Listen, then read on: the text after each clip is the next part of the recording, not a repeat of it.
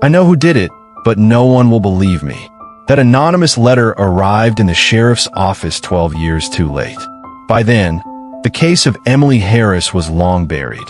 A 17-year-old high school senior who vanished after a late shift at the diner. Her car was found idling by the lake. Purse in the passenger seat. Phone dead. No footprints. No straggled. No body. The town mourned, then moved on. But something always felt wrong. A town that once pulled together seemed too eager to forget. And no one talked about the man she was last seen with. Until the letter. A single line. You've been eating breakfast next to a killer for over a decade. Emily Harris wasn't just a name in a police file. She was 17, a senior at Mill Creek High, honor roll student, varsity track team. She worked the night shift at Miller's Diner to save for college. Her dream? Studying criminal psychology. Her friend said she had a laugh that could snap anyone out of a bad day.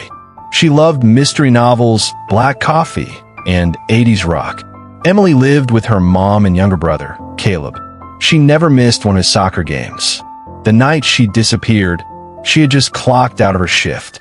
She texted her mom, "Be home in 10. Want me to bring pie?" She never made it home. And for 12 years, that text would be the last thing anyone heard from her. Wednesday, March 6th, 4:15 p.m., Emily leaves school with her best friend, Jordan Blake. They stop by the local bookstore, where Emily buys a used psychology textbook.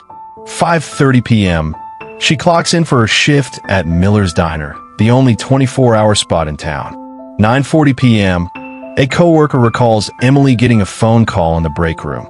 She looked tense and didn't say who it was.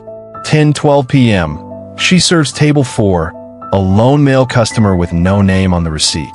CCTV shows a man in a gray hoodie, but his face is partially obscured.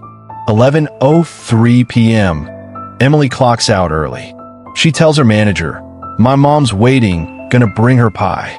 11:15 p.m., her car is seen heading east toward Lake Briar. No one knows why. That route wasn't on the way home.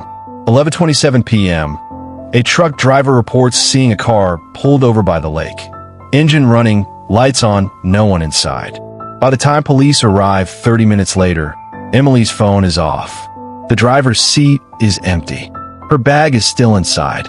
No signs of struggle. No footprints. Just silence. The only clue? A faint muddy footprint on the back seat. One size too large to be hers. The initial investigation moved fast, but not deep. According to police reports, no signs of a struggle were found at the lake.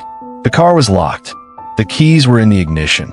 Emily's bag and coat were untouched. No fingerprints. No surveillance footage from nearby roads. And the lake's muddy banks were washed clean by rain just 12 hours later. The family insisted Emily wouldn't run away. She had plans. A college acceptance letter came just days before. But rumors spread fast in a small town. Some said she had a secret boyfriend. Others claimed she was stressed and wanted out. Then came the hoodie. CCTV footage from the diner was partially corrupted, but in one frame, a man in a gray hoodie is clearly visible at table 4. His face is turned from the camera. No name, no credit card. He reportedly paid in cash. According to witness statements, Emily had a brief, uncomfortable exchange with the man. But despite the image being released to the public, no one in town claimed to know who he was.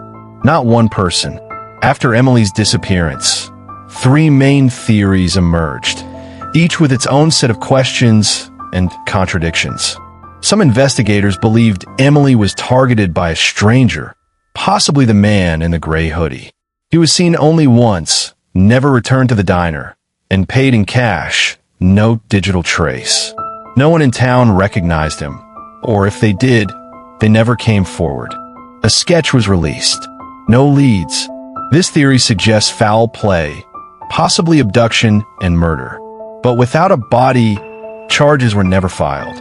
The man remains a person of interest only. Friends mentioned Emily had become withdrawn in the weeks leading up to her disappearance. She allegedly argued with a teacher, who later admitted they had exchanged personal texts. The teacher was questioned, but not charged. Another name that surfaced? Ryan Bell, a former boyfriend who had moved away 6 months prior. He returned to town just 3 days before she vanished. His alibi was that he was staying with his cousin, but no formal interview was recorded. Again, no charges. But the coincidence raised eyebrows. A less popular theory suggested Emily ran away or took her own life. Some locals claimed she was overwhelmed by academic pressure and family tension. But her college acceptance, the fresh pie she offered to bring home, and a neatly folded uniform in the back seat didn't fit the profile of someone planning to disappear. Even experts said, it doesn't read like a planned escape. It reads like a pause. Interrupted, all theories remained speculation until the anonymous letter arrived 12 years later, bringing a new name to the surface and exposing the fact that someone in town may have known the truth all along. For over a decade, the disappearance of Emily Harris haunted the town like a shadow no one could admit was there. The police case file was officially marked cold in 2016. No new leads, no public statements, but Emily's family never stopped searching.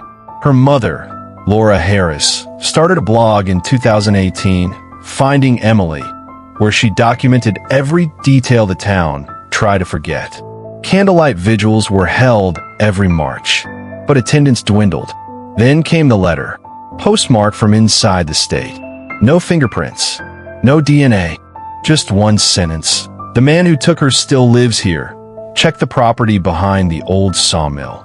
When investigators searched the area, they found a shallow grave near the creek. Inside, bone fragments, scraps of denim, and a bracelet Emily was known to wear. The case was reopened, and just like that, the town that had been silent for 12 years was suddenly full of voices. Old classmates came forward. A retired deputy admitted to having doubts about the original search. TikTok creators picked up the case.